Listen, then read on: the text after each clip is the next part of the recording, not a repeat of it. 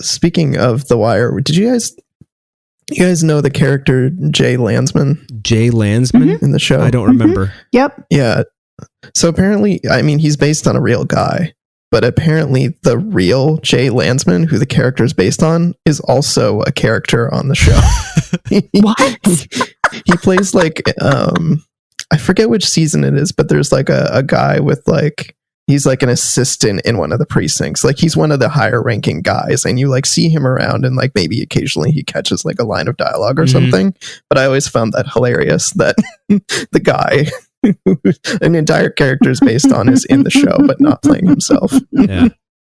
That is very strange. Who is your favorite cop on The Wire aside from Bunk? I was like Lance Reddick. Oh, yeah.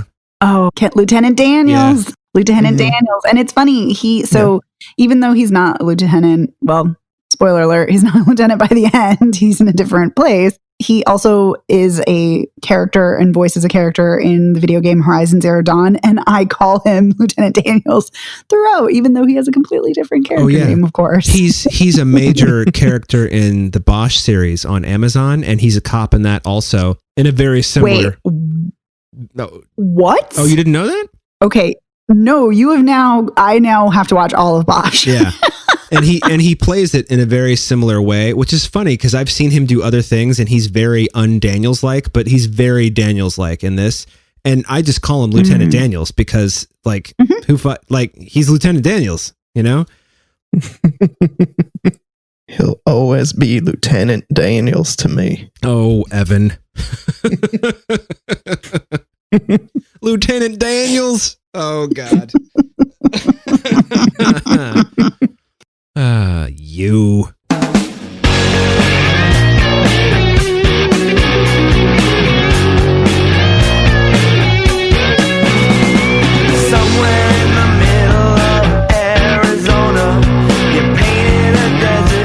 Welcome to Spoiler Piece Theater, the podcast that doesn't give a shit about spoilers. We just want to talk about the movies. My name is Megan Kearns. I'm an Edge Media contributor, editor of Bitchflix, and a member of the Boston Online Film Critics Association. My name is Dave Riedel. I write occasionally for Salt Lake City Weekly, and I'm also a member of the Boston Online Film Critics Association. And my name is Evan Crean. I am co-chair of the Boston Online Film Critics Association and co-author of your 80s Movie Guide to Better Living. Yeah, you are.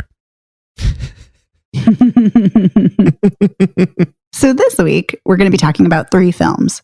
We're going to be talking about 7500, Babyteeth, and Da 5 Bloods. So let's jump right in. We're going to start the show off talking about 7500.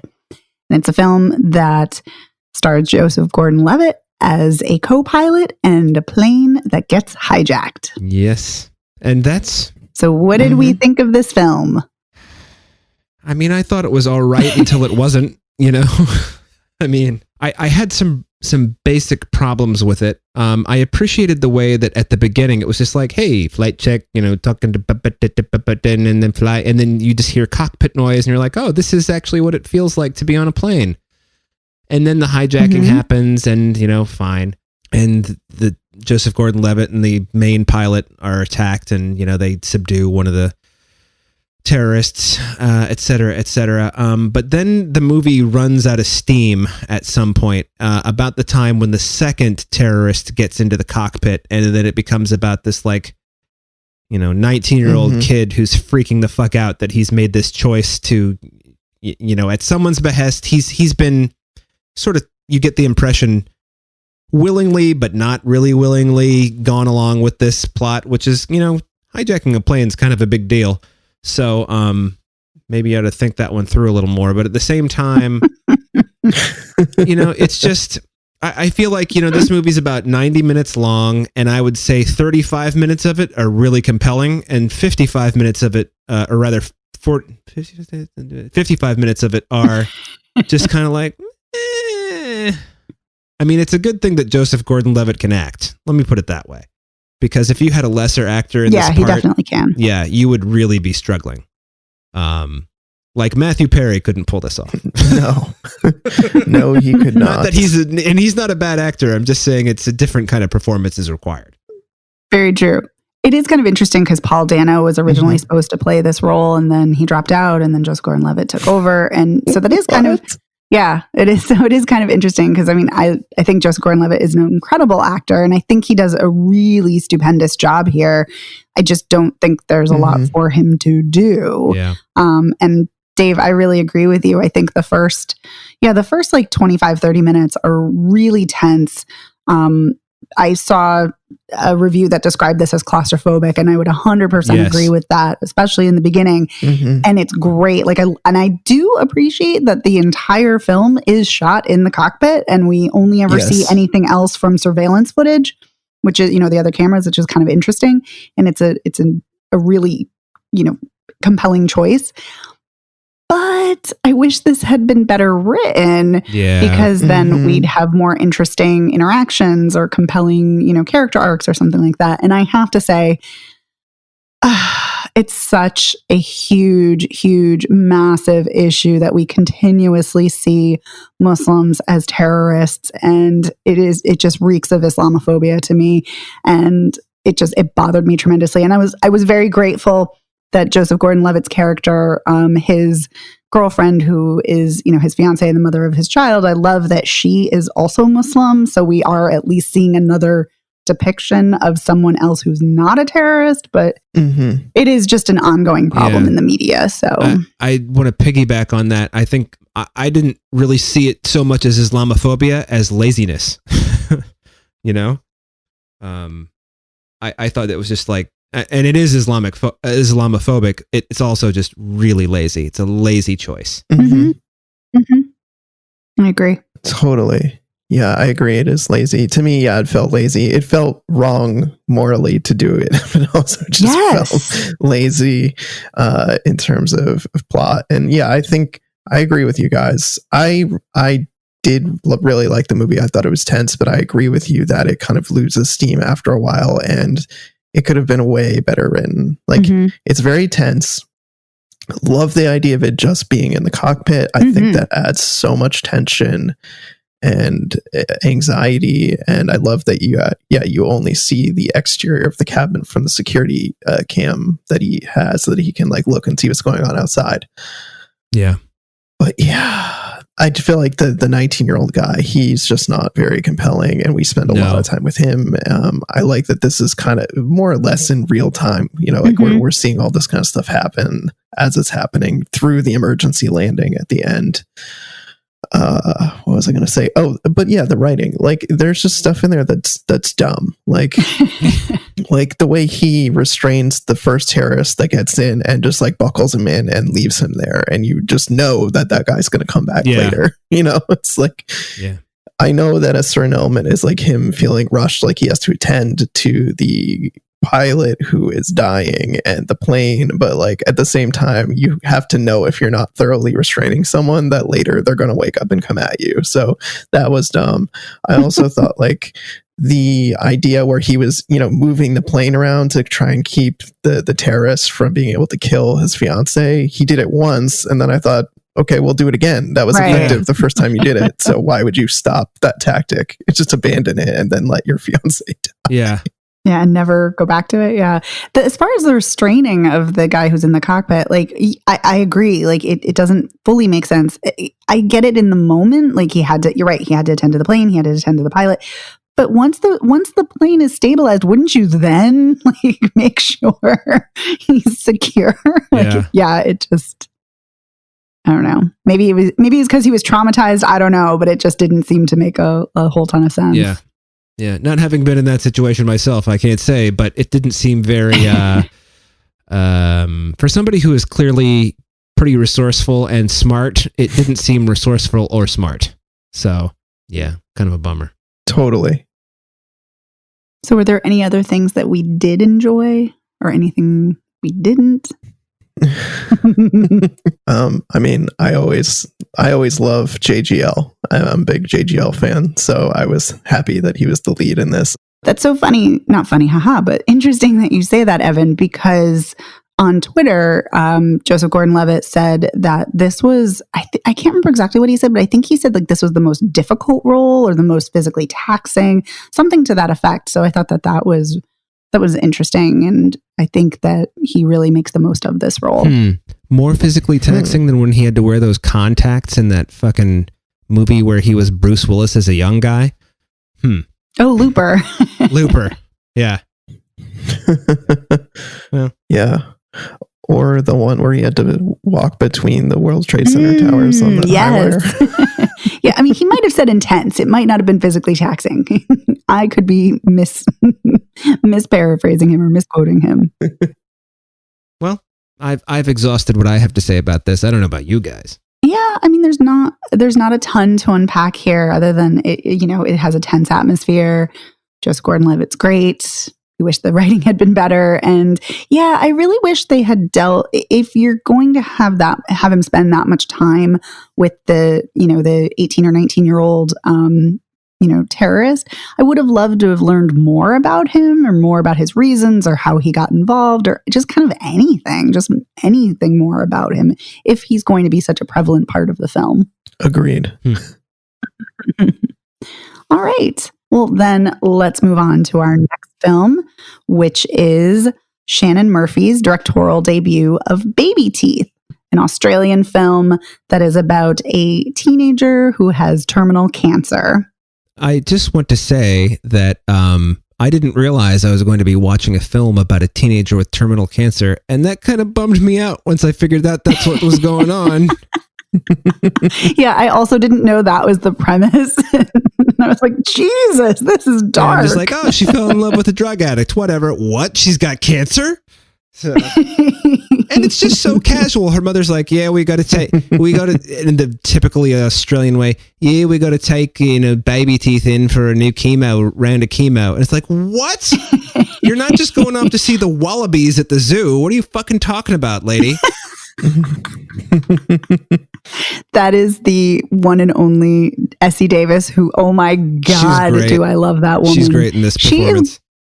She is so great. And I love that she has made a career, and not that she hasn't been in other roles, but I love that she's made a career of these really messy, complicated, dysfunctional mothers with this and True History of the Kelly Gang and The Babadook. Like, I love that that's kind of her wheelhouse, to be this rageful, angry, complicated mother. I love it. Oh, yeah. Yeah.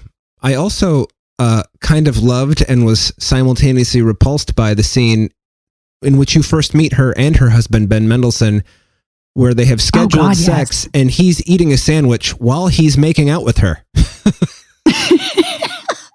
I thought you were going to say you were disgusted because he's prescribing her drugs, like her Ativan and Zoloft. Like, I found that incredibly disturbing. Yeah.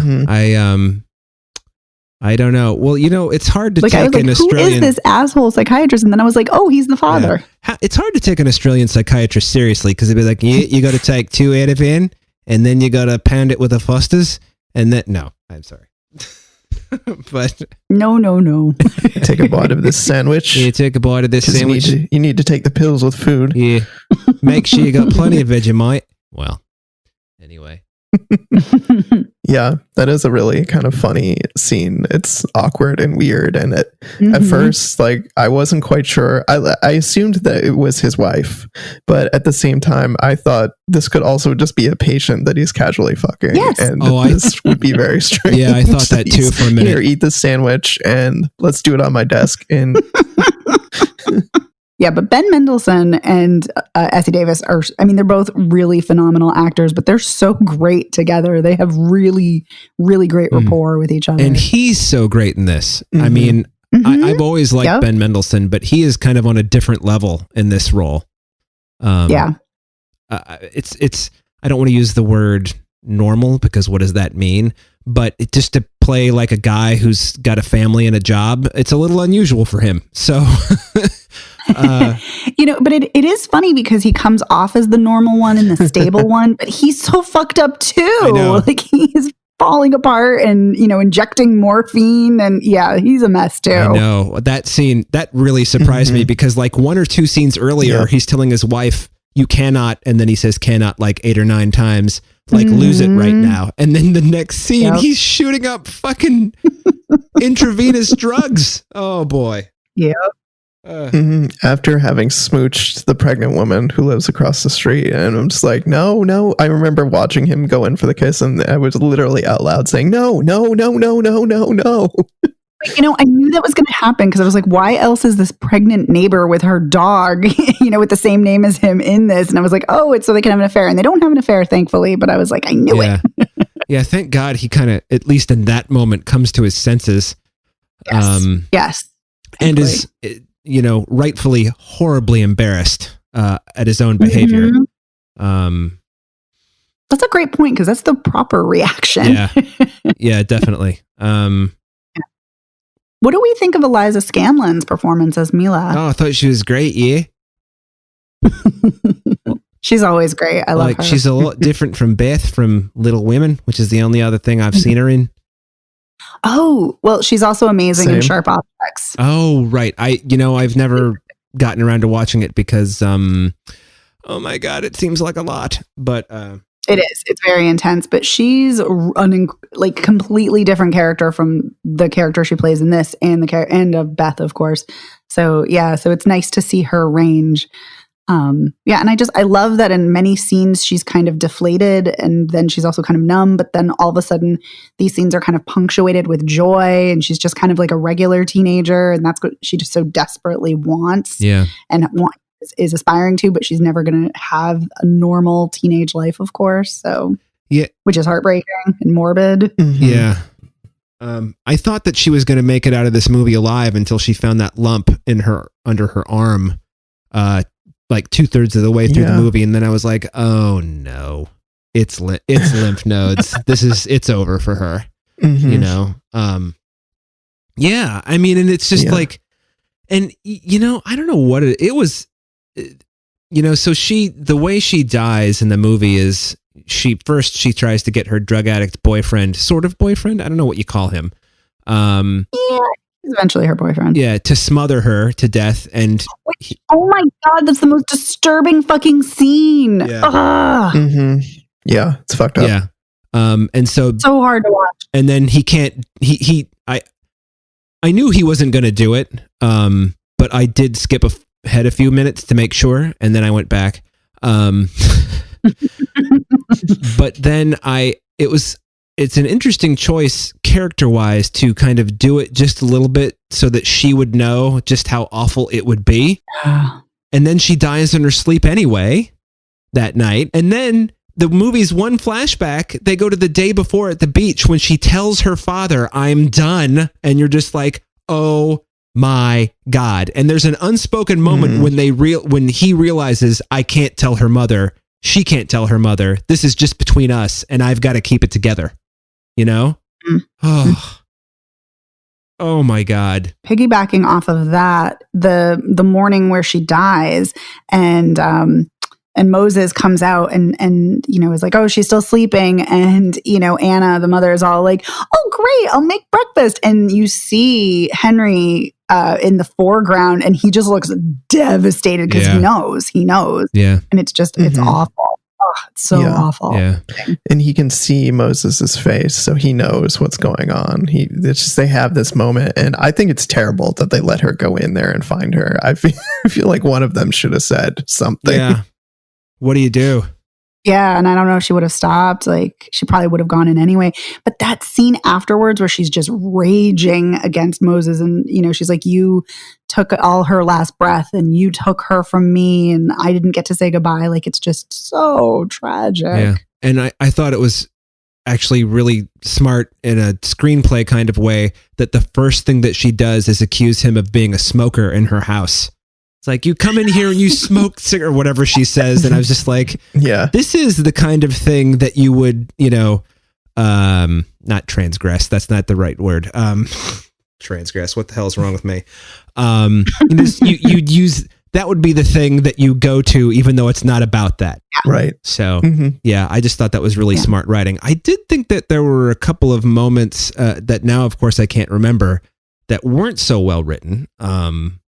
Although overall, I thought this was a really good movie and really well done. And I thought the direction was really very assured for a first-time feature Helmer in a good way.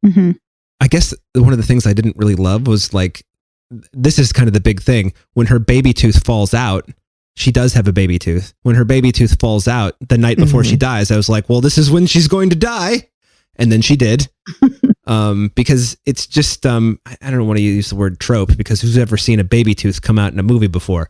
But just the idea that something is going to happen to the main, like she's got this baby tooth. Oh, it's so weird. She still has one and she's 16 and oop, it just fell out. Symbolism. So, you know.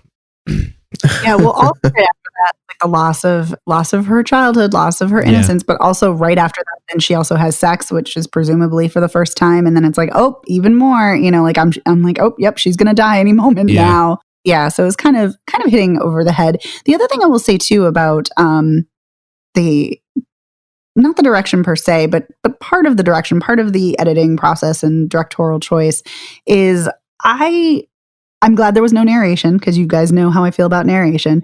But of course. But I also wasn't a fan of the inner titles, and I found them incredibly superfluous and annoying. Yes.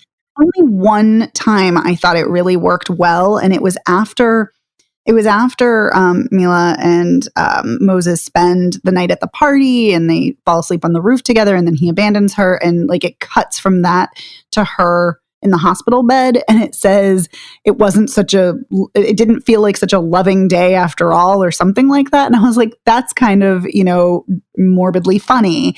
And that was really the only time it actually worked or added anything.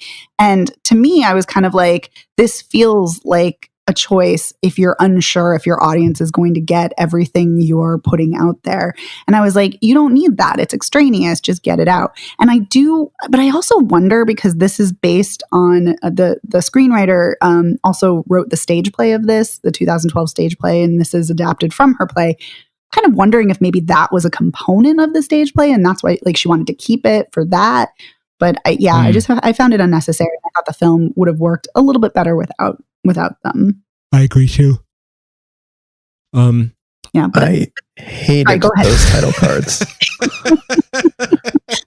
I hated the title cards. Yeah. And quite frankly, I found this movie grating. Ooh. If I wasn't watching it for the show, I probably would have turned it off, because I found the title cards just so utterly grating. Wow. And the movie so slow, and for the most part, just like really like not well edited. Like there were a couple of scenes that I really enjoyed the use of music and the editing of music and visuals together in a way that was arresting. Like the scene where she's at the party and she's hanging out in the room with like the person that's like the alien. Yes. I love that scene. So good. But for me, those moments were so few and far between that I was in agony the rest of the time. Wow. So not an Evan movie. No. It's funny. I kind of fall somewhere between you two. So I was not in agony watching this, but there were, like you, Evan, I love that scene so much. And I love like the projection of the fireworks on both of their faces. Like it's a gorgeous scene. The music, the lighting, the colors, everything is just working. But I had a big problem with this film. Like I found it a chore to get through, and I can't quite tell if it's the film itself or the topic or maybe both working together. But about when there was about like maybe 30, 40 minutes left, then I really got into it, And I think the ending is exquisite and really painful. So I feel like there are a lot of things I like about this film. I think the acting is incredible. There are gorgeous scenes. I love some of the cinematography. But yeah, it's a hard film to get through, and I have really complicated feelings. But then I'm also like, maybe you're supposed to have complicated feelings. This is a really tough topic. And, you know, her parents are kind of desperate, and they're making these really like abnormal, desperate choices. So her mother says at one point, she's like, this is the worst parenting choice we could make. I love that. Yeah. There's a lot of that in here, of them making bad choices. I mean, they take Moses into their home, and Ben Mendelsohn is just giving him drugs to kind of keep him placated, essentially. Yeah. That's not a great parenting choice, or a great choice as the doctor. Yeah. Yeah, but I do love that Mila calls him out on that. And it's like, you're just using, drugs and prescribing drugs as a way to fix things. And, you're keeping mom high all the time. And yeah, I love that she calls him out. I did too. But at the same time, I found that scene really heavy handed. Just because it's like, how many times have we heard in movies, in life, wherever, being like, you just prescribe a pill and you think everything will be taken care of. Like, yeah, I get it. I lived through the aughts also. Okay. So, anyway. Yeah, definitely some great things here, but I also had some issues. So it's not a perfect film by any means. It's flawed, but there's a lot to think about here. And I think that's what I appreciated about the film. Yeah. Or as they'd say in Australian, yeah. Mm-hmm. I think one of the things that didn't work for me were the scenes in the music teacher's house. For the most part, I did not care at all what was going on there, except for that one conversation that the mother, Essie Davis, has with him about her career and not wanting to perform music now, and him saying, well, what good does that do? What good does it do not to play music now? Who is that helping by giving that up? Certainly not your daughter, especially if your daughter wants to play music with you. Yeah, that was it's funny, before you even said that, I knew that's the scene you were talking about, Evan, because it's so good. And I also it's so heartbreaking that she's like, I left her when she was 5 months and she was crying and I wish I could go back. And it's like, you can't. And all she's doing is lamenting her lost time, with her daughter and how she'll never have time going forward. And it's just, it's so sad. Yeah. Yep. It worked better for me, even though I found, like I told you, those two, the teeth and the pills, heavy-handed, mostly because of the dead child thing, probably. I mean, at least it wasn't, if it was like some horrible accident or something, I don't think I could handle that. But, the slow burn of chemo not working, I as well acted as this is, and I can watch Ben Mendelsohn knit. So, so I was on board. And also I thought that Moses was a good, I thought whoever wrote this, and it turns out it was the playwright, has known one, two, or several drug addicts in her life, because he just felt like he felt like somebody I've known. So just the idea that, I agree with that. The idea that you're a fuck up, but you're also not a bad person, like it was very, like he really cared about like the difference between right and wrong. And he was just like stuck in his addiction, which I found very, very realistic for one reason or another.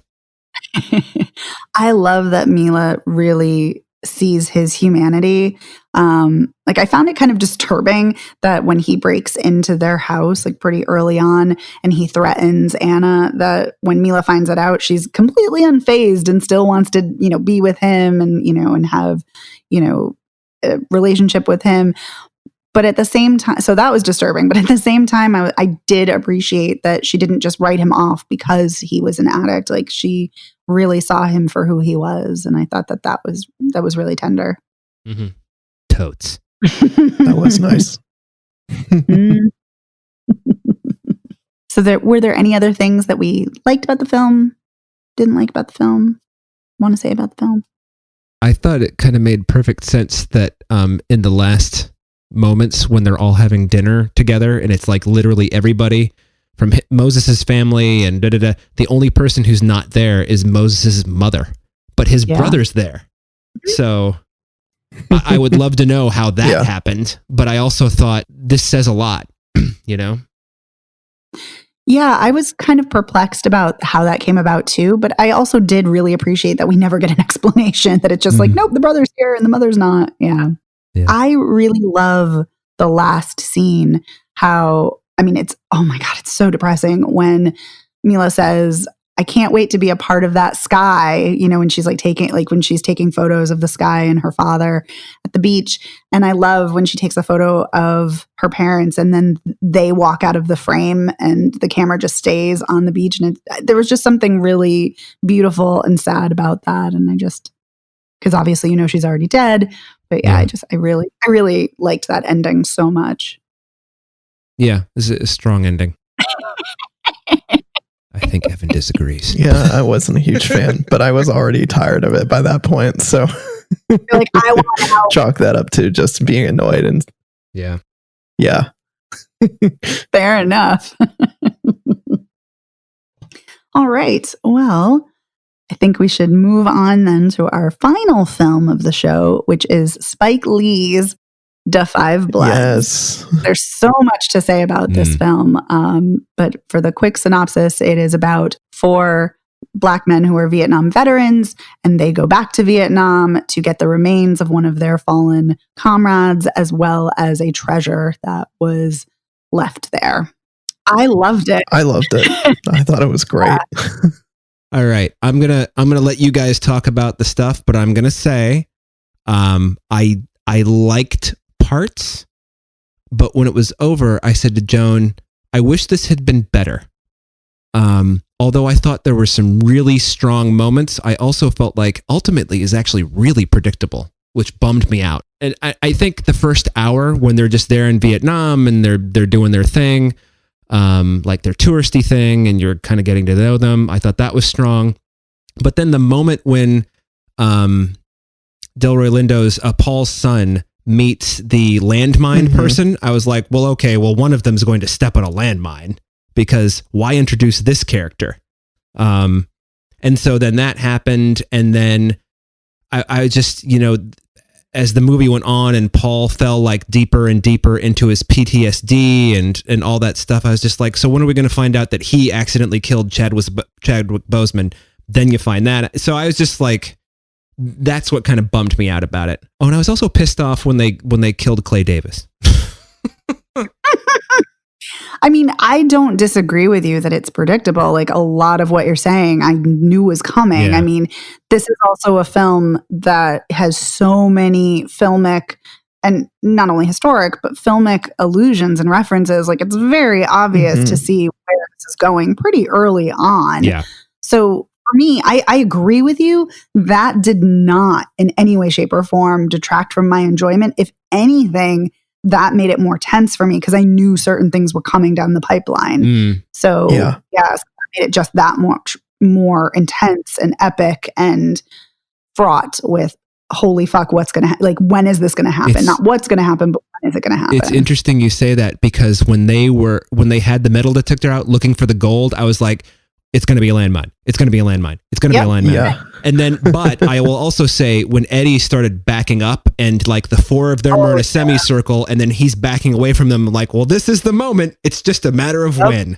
And then, boy, was it. That was actually a strong moment when they cut back to his body, him alive, looking down at his body blown to smither. I mean, that's one of the most horrifying images I've ever seen in a movie ever. I can't get it out of my head. It is just burned on my brain, like how horrifying that image is. Like, seriously, and I don't mean this as a disrespectful way. I mean this is in the highest compliment. Like, Spike Lee should do more horror, because that is so fucking horrifying. Yeah, like, he nailed it. Yeah, absolutely. And because I was thinking also right after it happened, well, maybe he's in shock, but no, his last word is bloods, and it's like, no. He was aware of everything that was happening as he was dying. Yes. Which is just awful. Yeah. Yeah. Oh my God. Yeah. But yeah, there's just so much to unpack in this film. But I mean, I have to say, my, without question, favorite component of this film, Delroy Lindo. Delroy Lindo is, holy fuck, amazing. Yeah. I mean, he's an amazing actor. Oh my God, is he amazing in this? It is a towering performance. Like, he's always, if he's not the best thing in the movie, then it's only because, he's usually the best thing. I kept thinking about that fucking David Mamet movie Heist, which is just like, for my money, the worst performance Gene Hackman ever gave, and close to the worst that Danny DeVito ever gave. But you know who's great in that movie? Delroy Lindo. Yeah. He is always really good. I have to say, though, I think in this movie, I really thought that Clark Peters was amazing. At least for me, I was more zoned in on him. Although I agree that Delroy Lindo is amazing. For me, I think I was more in the Clark Peters camp. Nope. You guys know I'm obsessed with The Wire. It is my absolute favorite TV series. So I love Clark Peters so much. But no, this was like the Delroy Lindo show from almost start to finish. The amount of complexity and layers that are happening in this performance, the amount of rage, the amount of pain, the amount of trauma, the PTSD, the agony, the feeling like he's been screwed over by the government and society and life and just everything. Just he is bringing so much depth and nuance and complexities to this role. And not that the other guys are not, because they're all amazing. And I think Clark Peters is also amazing. And I love that he has such, a big role in this film, because he deserves that, because he's such a phenomenal actor. But this to me, and Jonathan Majors is amazing. I loved him in Last Black Man in San Francisco. Love him in this. He was amazing in this. He is absolutely amazing. Oh my God. I cannot stop talking about Delroy Lindo. I can't stop thinking about him. Like, I'm just mesmerized by him. That scene when they're in the boat market and he just starts like starting to freak out, and the guy like won't stop leaving him alone with trying to have him buy a chicken. And he just like, you can tell he's so triggered, and it's just like I was shaking during that whole scene, because it's like his pain is palpable, and just throughout the film, the same thing. And that, oh my God. And then the scene when Jonathan Majors has his foot on the mine, and, and Delroy Lindo as Paul is like determined to get his son off of it by pulling him, tells him, you've got to be like Moses and you've got to fly. Like, oh my God. Like, it was just, ooh. And then his speeches to the camera when he's like unraveling and becoming unhinged, like when he's off on his own, like, oh my God. Like, I could not stop shaking and crying whenever he was on screen. And the other guys were all amazing, but nobody gave me that visceral of feelings the way that Delroy Lindo did. And I think that's why I'm so like captivated by him in this role. Yeah. I mean, I think this film has so much to say about race, about class, about friendship, about war. There's just so much to digest. I saw this movie on Sunday, and it is now Wednesday, and I've still been thinking about it the entire time, because there's just so much to unpack. But sticking on Delroy Lindo for a moment, his character is also fascinating in that he is a Trump MAGA guy, and he's wearing his MAGA hat proudly, and he has all of those kind of, right-wing viewpoints. And it really, it comes down to like his character is unraveling, but he's also taking the path of like how I would think, suspect that someone that is like a MAGA person would react in this situation. It's all about me. Like, I'm going to go off on my own. Fuck the rest of you guys. I only care about me. And so I thought that was a really interesting dynamic here going on in this movie. Absolutely. And yeah, I also appreciated that we see different political perspectives and opinions, and the fact that that Paul is such I know I keep saying it, but he's so full of pain and rage that I'm like, yeah, like it seems so contradictory that he would be, a Trump supporter, but it's like, no, it's actually totally perfect. It's totally in alignment. It makes so much sense that he would latch on to that male rage. Oh, yeah. Yeah.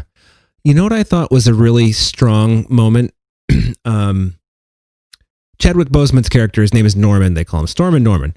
And what I thought was really interesting is right before Delroy Lindo gets captured and killed, he has a hallucination, dream sequence, I don't know what you want to call it, in which Norman forgives him for killing him. And I just, one, it was so well acted by the both of them.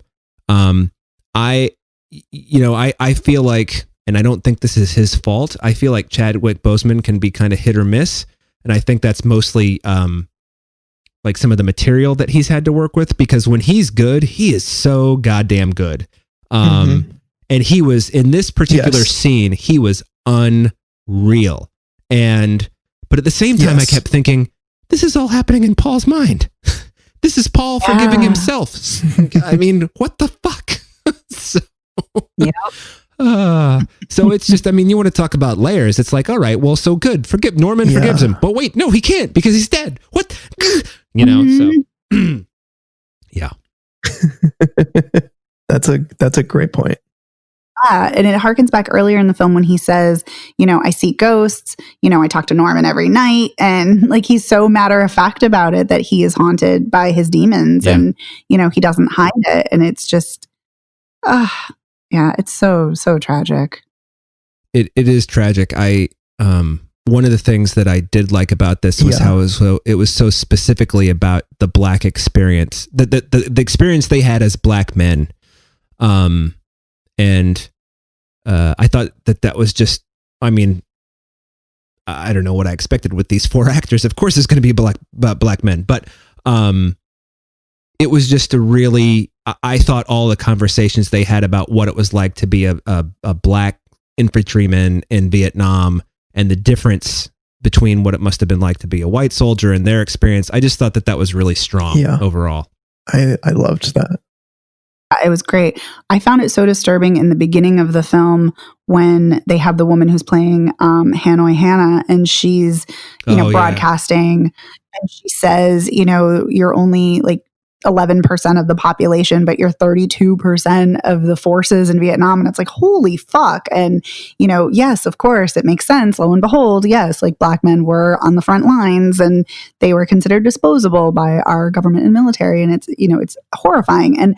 But back to that whole beginning, like, I love how much history Spike Lee infuses in his films, and this film is no different. And just, I mean, that opening sequence, like that montage, is just jam packed with so many, you know, historic references. And Jason Bailey had an amazing article at Vulture breaking down every single filmic reference, every musical reference, every historical reference. It's an incredible piece of writing, and it was so helpful as a companion piece to this film because there's so many layers and there's so much history. It's mind blowing just how much there is, and it's also mind blowing, and actually not really mind blowing, but it's also, as you know, so many things that have happened in the past are happening now, and I love that. You know, towards the end of the film, you know, there is a donation made to Black Lives Matter, and they're chanting, you know, Black Lives Matter, and it's like, as much as things, you know, change, the more they stay the same. Yeah, that was strong stuff. Like I said, I just wish it had been better. Sorry. What didn't you like about it, Dave? I'm really curious. You know what I think it was more than anything? I think it was the predictability. That's fair. And Evan knows this about me. I get kind of bummed out when I can see what's coming. Because then I'm just waiting for it. And it's actually probably more my issue than it is Spike Lee's. But then I'm just waiting for the thing to happen, you know? And if I'm not surprised by it, like when Eddie died, there was, even though I knew it was going to happen, it was a really strong moment because it was so well done. But there were other times, like when Paul is, you know, going through, you know, the last moments of his life, and he's walking off on his own, and he's talking to himself. And I wouldn't say that I disliked it, but I didn't have the reaction that you did. I was definitely kind of like, well, all right, we're kind of padding out the screen time now.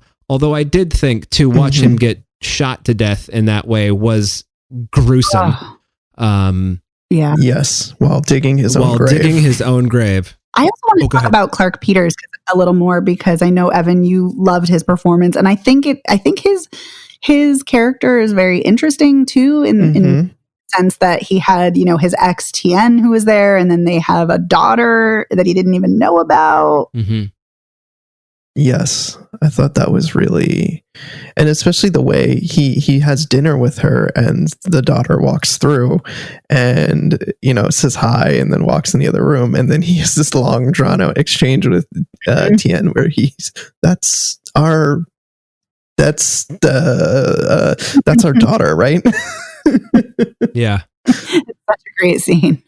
Yeah, and in that moment, she doesn't really meet him in that capacity. So I love that they circle back around to that, and they do get to have that moment later at the end of the film where they are meeting each other as father and daughter and hugging, and it's super corny. There's that shot of them where they're kind of standing there grinning ear to ear, but I liked that because in this film most of the people in it die, and that is really heartbreaking to me, because they die defending this gold and they die working as a team, and that just makes it that much more tragic. So the fact that he is one of the people that makes it out at the end, I needed that catharsis of him going to see her and meet her as her father. Yeah. Although she didn't seem like she was nearly 40 years old. I'm just throwing that out there. But, because she would have been, if they were if this, the last time they were all in Vietnam together was 1971, then she'd be, 38, 39 years old. She looked like she was maybe about 30. That's all I'm saying. So that's a casting thing though. So, well, she could be 45, but she just may have aged really well. Who knows? She could have aged very well. Exactly. Yeah. But thinking about how just about everybody dies in this, that feels even more tragic than the film already is, because, they've sacrificed so much of themselves for this country and for a war that, we shouldn't have even been fighting in. But the fact that they lose their lives just obviously just feels so much more sad. But I also think it's interesting because I again, in this amazing Vulture piece that I read, and it is kind of obvious that the film is paying, homage to Treasure of the Sierra Madre, since one of the guys says in it, "We don't need no stinking badges," which is the very iconic line from that. And it is kind of interesting that they all, at least momentarily, kind of turn against each other over gold and like who should get gold, and should this go to the Black Liberation Movement? Should this go to themselves? And it's just, there's obviously a bigger commentary being made about how money, in class, can rip people apart. But it's just another layer of just how sad this film is, and how, horrible our society and this country has been to, all people of color, but particularly Black people. It's shameful, horrible. And on top of that, that's another reason why I love all of the historic, references and discussions of all of the protests and, that have happened throughout, and the, mistreatment of Black people, but also the mistreatment and the atrocities that the Vietnamese people had to face, during, the Vietnam War, or the American War as they call it. Yeah, there's so much here. Yeah. In the historical footage in the beginning, I saw the actual, film of things that I had seen pictures of, like the man being shot in the head and the children running and from the napalm. And it was like a knife to the gut seeing that. Oh my God. The man who was shot in the head, who was executed, I never knew that there was film of that. I thought it was just a still photo. Same. And so to see that, I was like, oh my God, it's even worse than it seems. Yeah. But speaking to what you were saying, Megan, by the end of the film, when they kind of loop back around to the historical connections, similarly to Black Panther, I found myself in tears at the end of the movie, in the same way that I think Spike Lee does a great job of bringing it back around to present day and really reminding you that the story, although parts take place in the past and in the present, that they are so inexorably linked to what's going on right now. Don't you fucking forget it. And that just hit me where it hurt. Yeah. Yeah. It's funny when you said Black Panther, I thought you were going to say Black Klansman, because that's actually my fafavorite thing about Black Klansman is when it goes right from. That's what I meant. I was like, Black Panther? Sure, I can see why that would make you cry. But yeah, when it goes into the present, it's perfect, poetic and horrifying that, this shit is still happening. But yeah. I think that's one of the things. I mean, Spike Lee does a lot of things really well, but I think one of the things that he excels at is, whether it's subtle or whether it's overt, is tying in whatever you're watching to the present. Yes. And I think, for all the things that I didn't like about this movie, I was really moved when by the ending, when you see where the money's going and how it's brought right into the present day. And Jesus Christ, could a movie be more timely? Holy. I saw an interview that Spike Lee did, or not really an interview, but it was like a little video on YouTube for Netflix where he talks about his mood board for the film and his inspiration. And he talks about the reason why he used historic footage and why some of the film is shot on 16 millimeter, which I loved. And he talked about how he's also obviously a documentary filmmaker too. And so he wanted to kind of bring in that documentary feel, which I think is so beautifully done. And I know we've talked about this before about films that like we talked about when we covered Lucy in the Sky and how that constantly kept changing aspect ratios and how fucking annoying that was. I actually loved how this changed aspect ratios, like whether they were doing, David's footage on 16 millimeter or whether they were back in the past during Vietnam War or whether it was, the pre-trip when they're on the boat and it's like in, letterbox or whether it's, on their actual quest when it's like taking up the full screen.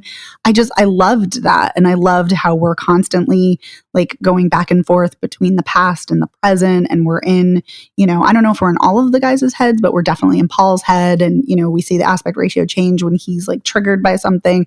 And I thought that the cinematography and the editing were just so exquisitely and expertly and masterfully done.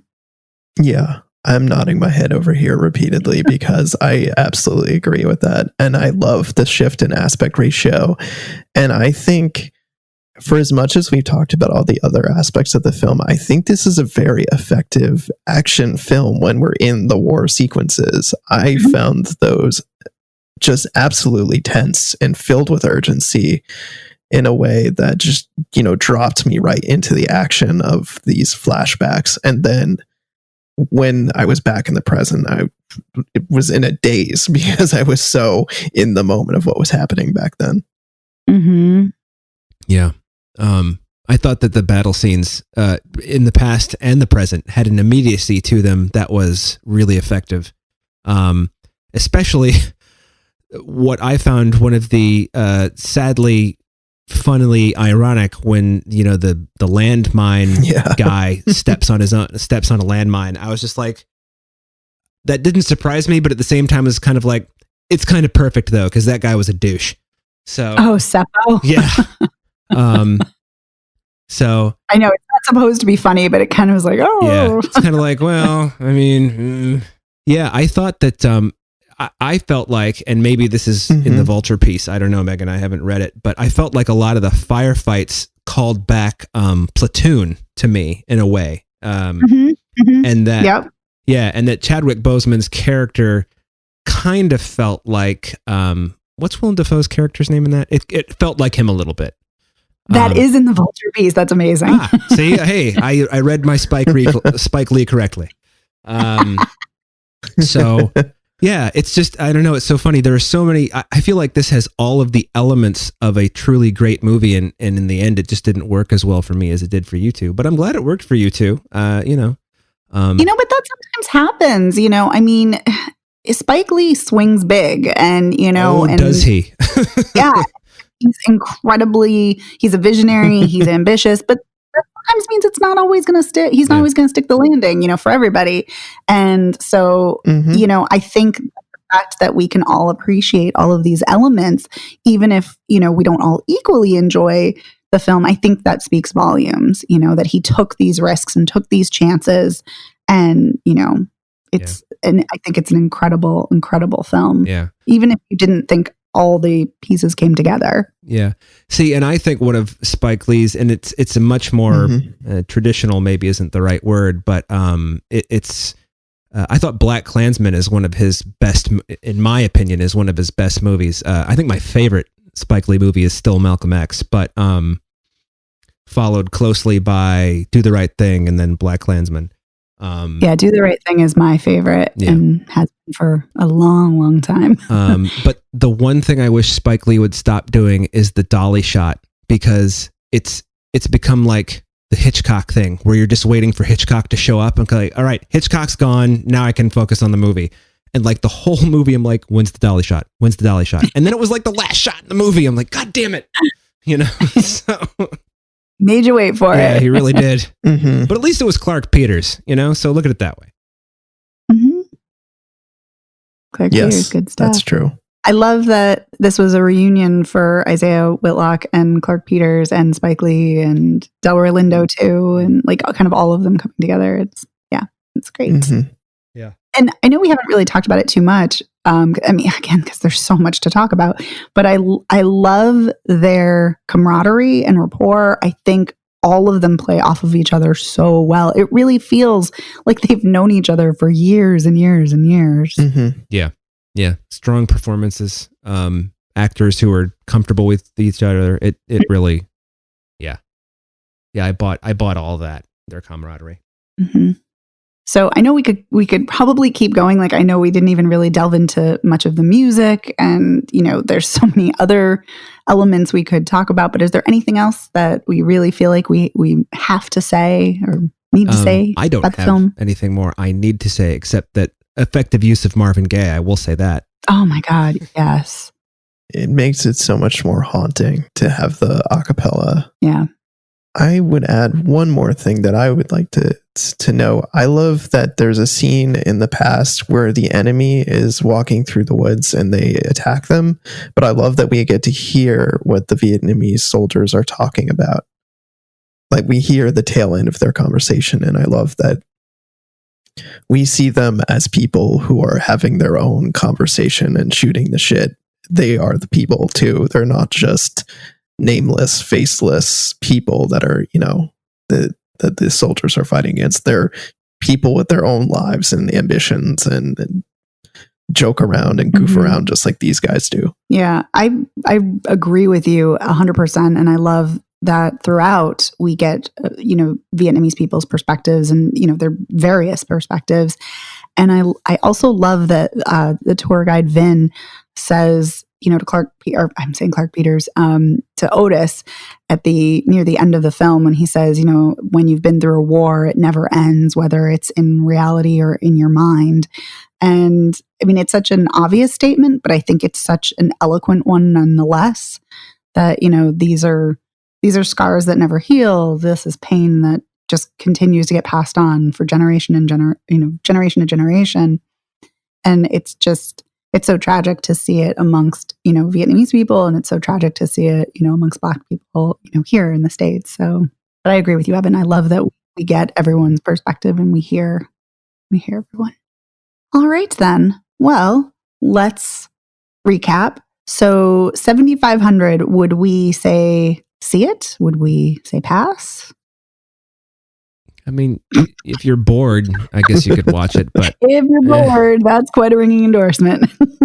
I know, right? Well, it's just not good. There's so much stuff and you've got so much time on your hands. Maybe you could get around to it, but it's just not good enough. It's just not. Yeah, worth the I would time. say if you're a really huge Joseph Gordon-Levitt fan, maybe you need to see it because he is really great in this.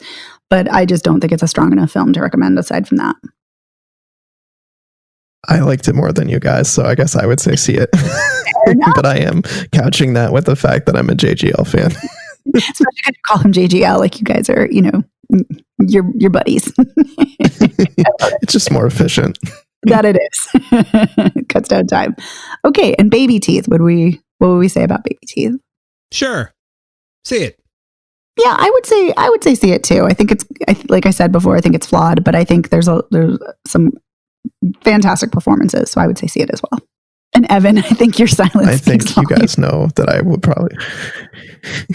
Yeah, no, I would say not, because I almost turned it off. So that should give you an indication of whether I think people should see it or not. I will say it is hard to get through the beginning. I will agree with you on that. But anyway, and then would we say to Five Bloods? Hell yes. I would agree with you. I would say yes, yes, yes, yes. If you haven't seen it yet, what are you doing? Go see it right now. Right, fine.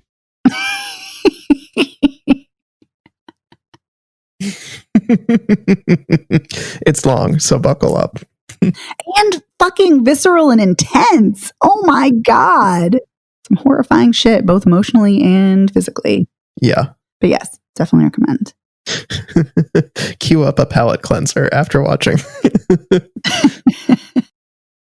All right. Well, that's going to do it for us for this week's edition of Spoiler Piece Theater. You can find us wherever you listen to podcasts, Libsyn, iTunes, Stitcher, Spotify, you name it, we are there. You can follow us on social media. We're on Facebook at facebook.com/spoilerpiece and Twitter, Instagram, and Letterboxd at spoilerpiece. And we love to hear from you. We want you to reach out to us. We want to hear what you have to say. Do you agree with us about the movies this week? Do you disagree? Do you have something else to tell us? Feel free to reach out. You can email us at spoilerpiece@gmail.com, or you can call us at 862-21-PEACE. And if you like what you hear, if you really, really like the show, you can become a Spoiler Piece patron at patreon.com/spoilerpiece. We have tiers of $1 a month, $5 a month, where you get to listen to exclusive weekly bonus episodes like this week's, where we talk about one of my favorite films, Dee Rees's Pariah. So you definitely want to hear that. And you also get to vote in monthly polls, and we'll have a poll up for you to vote in very, very soon. And for $10 a month, you get to tell us what to watch each month, and we'll do special bonus episodes where we talk about the film you choose for us. And we also want to take a moment to thank our patrons.